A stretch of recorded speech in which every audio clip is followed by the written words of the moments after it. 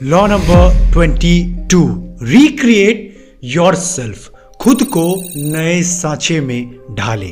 ये समाज आपको कोई भूमिका देता है कि इस भूमिका को निभाओ, ऐसे फॉलो करो, ये करो, लेकिन हर चीज को आंख बंद करके स्वीकार ना करे, सवाल करे क्या ये सही है नहीं है, और खुद को हर परिस्थिति में ढालने की तैयारी हर वक्त रखें। भले ही आपकी पहचान छोटी बने, लेकिन आपकी पहचान आप खुद होने चाहिए। आपको यह चीज समझना पड़ेगा कि शक्ति के खेल में आप एक ढीठ इंसान की तरह नहीं बोल सकते हो, मैं ऐसा ही हूं, मैं नहीं बदल सकता, दुनिया को बदलना पड़ेगा। नहीं, आपको हर बदलते ऋतु के साथ, हर बदलते हालात के साथ तुरंत एडप्ट करना पड़ेगा, बिना सोचे, बिना सवाल किए। ये नहीं कि क्यों करना पड़ रहा है, मेरे साथ ही क्यों हो रहा है। नहीं, आपने बोला अच्छा समाज बदला, चीजें बदली, मैं बदल जाऊंगा, मैं चेंज हो जाऊंगा, मैं एडप्ट कर लूंगा। और डार्विन ने भी इस पे डीप बात कह रखी है कि survival of the fittest, not the strongest, not the biggest, not the tallest, survival of the fittest which are adaptable to the change of nature. अब जो बात होने वाली है इसके अंदर डार्क साइकोलॉजी से रिलेटेड, बहुत ज्यादा डीप, थोड़ी सी अनएथिकल है, थोड़ी सी चीजें आपको ऊपर नीचे लगेगी। अगर आप नाइस हो तो I am sorry from point here, आपको बुरा लगेगा। लेकिन मैंने पहले भी कहा, अगर आपको कुछ डार्क सच्चाई जानना है जो सुन के आपके कान खड़े हो जाए, बोलो कि क्या हो रहा है दुनिया में, लेकिन सच्चाई में दुनिया में यही हो रहा है, तब आप आगे की चीज़ों को सुनने की ताकत रखना। क्योंकि मेरा मकसद व्यूज़ लेना नहीं है, मेरा मकसद है कि लोग अवेयरनेस पे काम करें, लोग समझें कि दुनिया अच्छी जगह है और बुरी जगह भी है, और मुझे बैलेंस बनाकर चलना है। हाँ, तो इसके ऊपर एक कहावत है, प्राचीन रोम के अंदर कहा जाता था कि किसी भी इंसान को अगर रोम पर राज्य करना है, मतलब कहने का मतलब था कि किसी को बड़ा विशाल बनना है, शक्ति का महारथ बनना है, तो उसे गिरगिट की तरह रंग बदलना आना चाहिए। आज तक क्या सिखाया गया? नहीं, मैं ऐसा ही रहूंगा, मैं ऐसा ही रहूंगा, दुनिया बदलेगी। नहीं दोस्त, सिंहासन एक है, हर वक्त लड़ाई चल रही है, तो तुम अलग क्यों हो?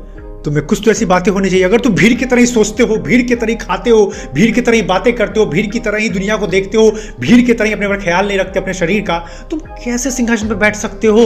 तो कुछ कूटनीति आपको आना पड़ेगा। इसलिए चाणक्य को भी कहा जाता है कूटनीति का स्वामी। पता है, कभी कभी मैं ये सब बातें करता हूं ना, तो मुझे बुरा भी लगता है कि ये सब बातें मुझे बोलना पड़ रहा है। इतने डार्क साइकोलॉजिकल बात, इतनी थोड़ी सी डर्टी बातें करनी पड़ रही है मुझे। पर फिर सोचता हूं कि अगर YouTube ने यह पावर दिया है कि ये जो शक्ति का खेल जो कुछ लोग ही पहले संभाल कर रखते थे अपने हाथों में, पर आज with the help of YouTube हर इंसान इस गेम को समझ सकता है। हर इंसान अगर चाहे तो अपनी कहानी खुद लिख सकता है।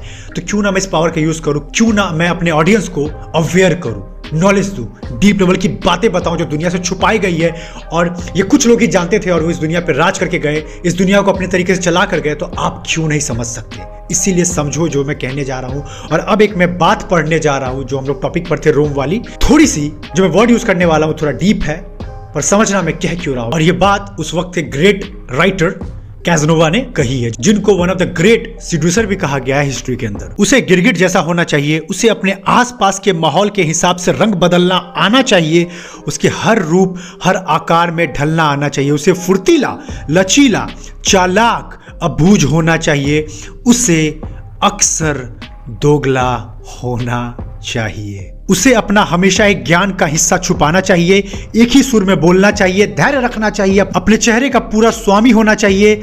जब सामने वाला व्यक्ति आग बबूला हो जाए तब भी वो बर्फ की तरह ठंडा होना चाहिए, और अगर वो दिल से धार्मिक ना भी हो, जरूरी नहीं है, तब भी उसके चेहरे पे, उसके होठों पे, उसके हाव भाव में धर्म का प्रदर्शन हर वक्त होना चाहिए।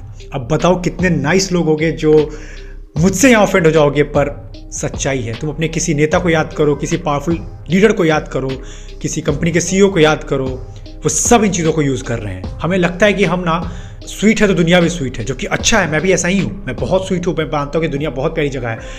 पर मत, इस पार्ट को साइड मत करो, इस पार्ट को रिजेक्ट मत करो कि दुनिया एक चालू जगह भी नहीं है, दुनिया मैनिपुलेशन का यूज नहीं करती। इन चीजों को इग्नोर मत करो, क्योंकि ये हो रहा है। तो मैं क्यों कहना चाह रहा हूं, समझो इस चीज को। उसके साथ एक और लाइन आ रहा है, उसे चुपचाप कष्ट उठाना आना चाहिए, उसे अच्छी तरह यह मालूम होना चाहिए कि वो दरअसल में एक पाखंडी है। शक्ति का खेल है दोस्त, थोड़ी सी गंदगी तो आएगी। इस पर मुझे अपनी एक पर्सनल कहानी याद है। आज से 3.5 साल पहले जब मैं दिल्ली आया था, तो पैसे ना के बराबर थे, बहुत बुरी हालत थी। रिलेट कर पाओगे सुनना कहानी को। तो मुझे याद है एक मकान मालिक मिला, बहुत ही, बोलते हैं ना तुम जिसको देख के थप्पड़ मारने का मन करे, बहुत ही इल मैनर्ड, इल बिहेवियर, कोई तरीके से बात नहीं करना। पर मेरे पास पैसे बहुत ही ज़्यादा कम थे, मुझे रहना था, मुझे रिकॉर्ड करना था, मुझे कोर्सेज बनाने थे। पर उसके फ्लैट में मुझे कुछ भी पसंद नहीं आया, बट एक चीज़ अच्छा लगा, वहाँ का स्पेस अच्छा था, तो मुझे वो चाहिए था, क्योंकि उस रेट में कहीं पॉसिबल ही नहीं था। मेरा बजट बहुत ज़्यादा कम था। जब मेरे दोस्त उससे बात करने गए तो मेरे दोस्तों से भी उसने बहुत गंदे तरीके से बात किया, लेना है तो ले वरना भाड़ में जा, मुझे नहीं फर्क पड़ता है। बहुत ही बदतमीज। तो मेरे दोस्तों ने कहा कि मैं उसको छोड़ता नहीं भाई, तू था इसलिए मैंने छोड़ दिया। तो मैंने अपने सूझबूझ को यूज़ किया कि आदित्य, 2 सवाल कर खुद से, क्या तेरे पास पैसे हैं अभी इतना कि तू बढ़िया फ्लैट ले सकता है? नहीं। क्या तेरे पास इतना वक्त है कि तू चिक चिक करे? नहीं। क्या तुझे जल्दी जल्दी अपनी चीजें खड़ी करनी है कंटेंट क्रिएशन और बिजनेस के अंदर? मैंने बोला हाँ। तो क्यों फिर वेट कर रहा है? चुपचाप ले अपने आप को रूम में लॉक कर, 1 साल के लिए काम निकाल, आगे बढ़। मैंने बोला भाई थोड़ा सा तुम लोग पेशेंस रख लो, मत भिड़ो, मैं जानता हूँ ये गधा है। तो मैंने इसे बात बनाकर अपनी चीज़ों को काम निकलवाया। 1 साल में चुपचाप अपने आप को मैंने रूम में लॉक किया, अपने कम्युनिकेशन के ऊपर, अपने वॉइस थेरेपी के ऊपर, हर चीज़ों के ऊपर, कैसे बोलना है, क्या बोलना होगा, पॉजेस क्या होंगे, पढ़ाई करना हो, बुक्स एंड ऑल, अपनी डीप लेवल के काम अपने ऊपर किया, डीप लेवल का काम। फिर मैं 1 साल बाद चुपचाप वहां से निकल गया। तो यहाँ पर कोई आम इंसान होता तो बहुत जल्दी आग बबूला होता कि मैं नहीं रहता, भाड़ में गया, मैं पैसे देके रह लूंगा। मैं समझता हूँ, मेरा भी खून खौला था, मुझे भी गुस्सा आया था कि मैं 3-4-5 हज़ार देके एक्स्ट्रा अच्छे में रह सकता था, पर मैंने बोला नहीं, ये पैसे मैं कहीं और यूज कर सकता हूँ, क्योंकि मेरी हालत सही नहीं थी उस वक्त। मैं आपके सामने कुछ छुपाना नहीं चाहता, जो सच्चाई है वो सच्चाई मैं आपके सामने बता रहा हूं। पर सूझबूझ को यूज किया और उसी की वजह से मैंने वो 1 साल, मुझे पता है मैंने क्या डीप लेवल का अपने ऊपर काम किया जो मुझे आज तक पे आउट कर रहा है। तो ये होता है अपने दिमाग को यूज करना, अपने लॉजिकल पार्ट को कभी कभी यूज करना, दिमाग को ठंडा रखना, हर वक्त जोश में नहीं होना, और नए सांचे में जहां मौका मिले ढल जाना। और मैंने एक चीज और नोटिस किया जो तुमने भी शायद जरूर किया हो, गौर से सुनना, कि मैंने जो भी हर बार देखा है ना, बहुत ही कॉमन चीज मैंने ऑब्जर्व किया है, एक विनर माइंडसेट में जो तबाही मचा रहा है, और एक कैटेगरी में के अंदर मैं सबको ले रहा हूं, चाहे मिडिल क्लास हो, चाहे जो थोड़ा बहुत पैसा कमा रहा हो, 10 लाख 20 लाख का महीना, वो इनको भी मैं ले रहा हूं। एक मैं बिल्कुल टॉप क्लास पीपल को ले रहा हूं, एक जिसमें मीडियोकर लोअर क्लास सब आ रहे हैं, माइंड से, पैसों से नहीं बात कर रहा हूं जनरली। तो मैंने देखा है ना कि लोअर मिडिल क्लास के साथ दिक्कत ये है, माइंडसेट की बात कर रहा हूं, ऐसे जो माइंडसेट वाले लोग होते हैं, लोअर मिडिल क्लास वाले माइंडसेट वाले लोग, उनकी दिक्कत पता है क्या? तुम नोटिस करोगे उनका ना ईगो बहुत स्ट्रांग है। ईगो मतलब मैं, जैसे मुझे याद है, अभी मैं रिसेंटली अपने ऑफिस का सामान शिफ्ट करवा रहा था, तो एक मैंने ऑटो बुक करवाया, रात हो गया था, लगभग 11 बज गया था। तो मैंने पैसे बोले कि भैया आप इतना लेट आए हो, मैं आपके पैसे काटूंगा। तो मैंने इतना ही बोला, वो मेरे ऊपर चढ़ सा गया। मैं कैसे बताऊं? बोला तुम मुझे जानते नहीं हो, तुम यही फ्लैट लिए हो ना, कल मिलो मुझसे तुम। लाइक ही वाज, क्या बोलते, धमकी दे रहा था मुझे। और मुझे वो पावर का लॉ याद आया कि गलत व्यक्ति को नाराज कभी मत करना, ये मूर्ख इंसान है, इसका कुछ नहीं जाएगा, ये तुझे हार्म भी पहुंचा सकता है, पूरे चांसेस हैं, पर इसका जाएगा क्या? पर तू एक बड़े मिशन पे है, तू इसको एफर्ट नहीं कर सकता। मैंने बोला भैया आपको कितने पैसे एक्स्ट्रा चाहिए? बोला 100 रुपये एक्स्ट्रा दो। मैंने बोला ये लो और जाओ चुपचाप, क्योंकि एक विनर होगा ना, विनर झुक जाएगा, वो समझेगा कि मैं कुछ नहीं जानता हूं, आई नो नथिंग। मेरा आइडियोलॉजी क्या है लाइफ का? आई नो नथिंग, मुझे नहीं पता है। शायद तुम मुझसे मिलोगे, तुम मुझे कुछ बताओगे, मैं फिर भी सुन लूंगा, क्योंकि मुझे पता है मुझे नहीं आता। हो सकता है सामने वाले इंसान को कुछ बेहतर पता हो, मुझे ना पता हो, मैं सुनने को तैयार हमेशा रहता हूं। लेकिन एक बेवकूफ, एक मिडिल क्लास वाला माइंडसेट इंसान है, वो अपनी ईगो से अटैच है। और खुद सोचो, जो इंसान, मान लो मैं एक नाम का लड़का हूं, मेरा ईगो बहुत ज्यादा स्ट्रांग है, तो मैं क्या अपनी दुनिया को, छोटी सी दुनिया को छोड़ूंगा? नहीं, क्योंकि मुझे डर लगेगा, क्योंकि मैं बाहर वाली दुनिया में निकलूंगा, मेरे से दिग्गज लोग हैं, मेरे से दिग्गज खिलाड़ी हैं, तो मैं बाहर जाऊंगा तो मैं तो पिस जाऊंगा। तो मुझे अपने कुएं का ही मेढक बनकर रहना है, क्योंकि मैंने समुद्र में छलांग मार दी तो शार्क मुझे जिंदा निगल जाएंगे, चबा जाएंगे। और यही होता है मिडिल क्लास और लोअर क्लास माइंडसेट पीपल के साथ। क्योंकि मुझे भी याद है, मैं बहुत डरता था अपनी दुनिया को छोड़ने में। जैसे मुझे याद है कि जब मैं कोलकाता में था तो मैं दिल्ली आने से बहुत डरता था, क्योंकि मेरे दिमाग में बैठा दिया गया था, मेरी एक फ्रेंड थी उसने बैठा दिया था, और मैंने बैठा लिया था कि दिल्ली के लोग बहुत फ्रॉड होते हैं, तुम्हें लूट लेंगे, पहले दिन ही तुम्हारे साथ कुछ गलत हो जाएगा। ऐसा नहीं होता है। ऐसा एक कहावत कहते हैं ना, बुरा जो देखन मैं चला, बुरा न मिले या कोई, जो मन खोजा आपना, तो मुझसा बुरा न कोई। जैसा मैं हूं मुझे वैसी ही दुनिया बनती दिखेगी। अगर मैं अच्छा हूं तो मुझे सब कुछ अच्छा दिखेगा। जैसे कि आज दिल्ली मुझे बहुत मजा आ रहा है रहने में, लाइक लोग इतने स्वीट हैं, जैसे अपने लिए हो मुझे नहीं फर्क पड़ता, पर मेरे साथ बहुत अच्छे से रहते हैं और मुझे बड़ा अच्छा लगता है। तो ये चीज मैंने शिफ्ट किया कि आदित्य ढलना सीखो। अगर मैं कोलकाता से दिल्ली नहीं निकलता तो मैं नई अपॉर्चुनिटीज क्रिएट नहीं करता अपने लिए, बहुत जरूरी था। तो ये सारी चीजें होती है when you accept the things, when you start the change and grow for yourself. तो जब भी तुम्हें मौका मिले नई जगह जाने का, नई चीजों को ट्राई करने का, नया कुछ एक्सप्लोर करने का। डरो मत, अपने स्टेटस को में, अपने शेल में मत डर के रहो कि नहीं नहीं जिम जाऊंगा ना सब मुझे जज करेंगे, मेरी बॉडी नहीं है। अरे जिसने शुरुआत की बॉडी बनाने की वो भी कहीं जीरो से शुरुआत कर रहा था। नथिंग ग्रेट, लगे तो रहो तुम। आज भी मैं थोड़ा डर जाता हूं, लेकिन मैं बोलता Aditya accept the new thing, accept the new challenge. Remember the Darwin's line, survival of the fittest. Survive वही करता है, थ्राइव वही करता है जो हर सिचुएशन में, हर हालात में खुद को नए सांचे में ढालने की ताकत रखता है। इसका तुम एक एग्जांपल ऐसा ले सकते हो कि मान लो तुमने 12th कंप्लीट किया या अपना कॉलेज कंप्लीट किया, तुमने किसी कोचिंग को ज्वाइन किया, तो ये मत देखो कि मान लो कि एक कोचिंग है, मान लो कैट की तुम प्रिपरेशन करना चाहते हो, तो एक 20,000 का कोचिंग है, एक 50,000 का कोचिंग है, तो ये मत देख के सीधा रिजेक्ट कर दो कि 20,000 वाला बेटर होगा क्योंकि मेरा बजट सही है और 50,000 वाला बहुत महंगा ले रहे, बढ़िया नहीं होगा।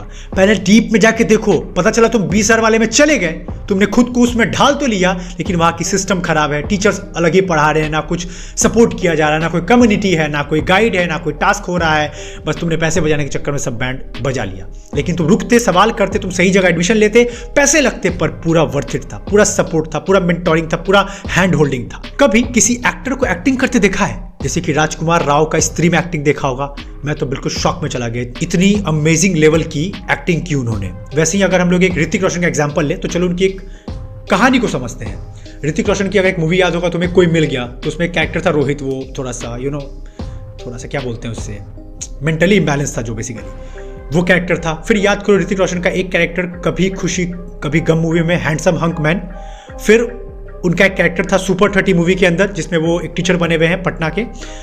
फिर अभी आपने वॉर में उनका लुक देखा। तो एक्टर क्या करता है, सडनली एक झटके में अपना लुक बदल लेता है। हमें लगता है वाह यार क्या जल्दी जल्दी ये एक्सप्रेशन चेंज करता है, मैं तो उसका फैन बन गया। और इसी तरह तुम्हें अपने लाइफ का एक्टर बनना है। 10-12 मास्क रखो अपने पास, 10-12 मास्क रखो। एक मास्क पहनो जहां जरूरत हो, दूसरा उतार दो, तीसरा पहनो, चौथा उतार दो, पांचवा पहनो, छठा उतार दो। मास्क बदलते रहो जहां जहां जैसे जैसे जरूरत पड़े। एक जैसा बन के रहने की कोई जरूरत नहीं है। जैसा हालात डिमांड कर रहा है, जैसा सिचुएशन डिमांड कर रहा है, वैसे बन जाओ। मजाकिया के साथ बैठते हो तो मजाकिया बन जाओ, सीरियस के साथ बैठते हो सीरियस बन जाओ, सीखने वाले के साथ बैठते हो सीखने वाला बन जाओ। लेकिन बहाने मत दो कि मैं नहीं बदल सकता हूं, मैं बहुत जिद्दी हूं, दुनिया बदलेगी, मैं बहुत ईगोइस्ट आदमी हूं।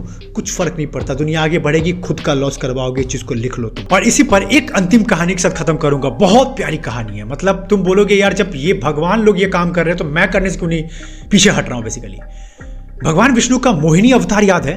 मैं कहानी समझाता हूं, बड़ा प्यारा कहानी है।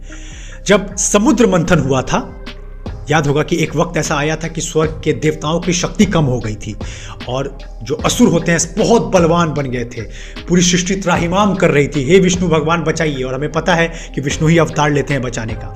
तो उस वक्त विष्णु ने टर्टल का अवतार लिया, कछुए का अवतार लिया। और ऐसा कहा जाता है कि उस कछुए के बड़े से शेल के ऊपर एक पहाड़, एक माउंटेन रखा गया। माउंटेन का एक नाम है, मिस करो कमेंट सेक्शन में बताना, मंदरांचल करके कुछ है जो कि बिहार में आज पाया जाता है। तो समुद्र मंथन करना था, मतलब समुद्र के ऊपर मंथन बोलते हैं ना, पीसना काइंड ऑफ। तो उसके अंदर से बहुत सारे रत्न निकलते हैं। तो जब समुद्र मंथन शुरू हुआ तो एक तरफ देवता थे, एक तरफ असुर थे।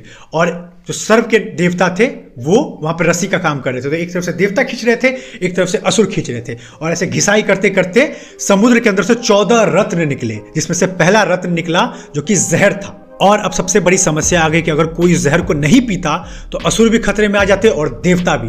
तो उस वक्त हमारे दयावान नीलकंठ महादेव शिव जी, उन्होंने उस विष को पी लिया, उनका कंठ नीला पड़ गया और तब से हम उन्हें कहते हैं नीलकंठ महादेव। तो ये करते करते 1 2 3 4 करते करते 13 रत्न निकल गए। लास्ट में जो रत्न निकला वो निकला अमृत।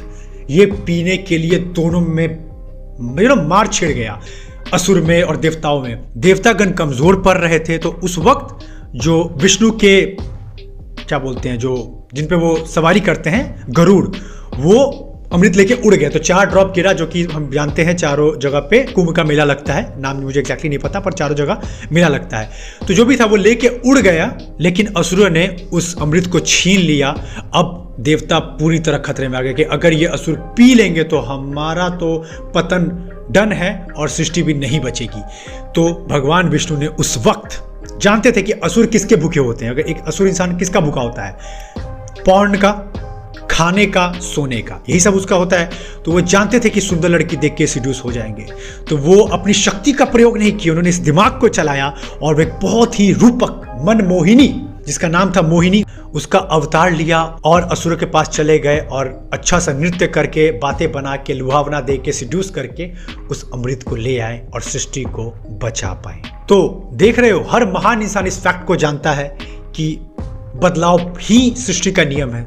हर वक्त तैयार रहो, कभी भी बदलाव आ सकता है, कुछ नहीं जानते हम लोग, बस तैयार रहो। तो तुम अभी अपने लाइफ में, तुम यूथ होगे, क्योंकि मेजॉरिटी यूथ ही मेरा चैनल देखती है, तो मैं आपसे रिक्वेस्ट करूंगा कि अपने आप को नए सांचे में ढालने की तैयारी रखो, अपने आप को फ्लेक्सिबल रखो, नई नई चीजें देखो, नई नई अपॉर्चुनिटीज ट्राई करो, अपने आप को हर सिचुएशन में ढालो।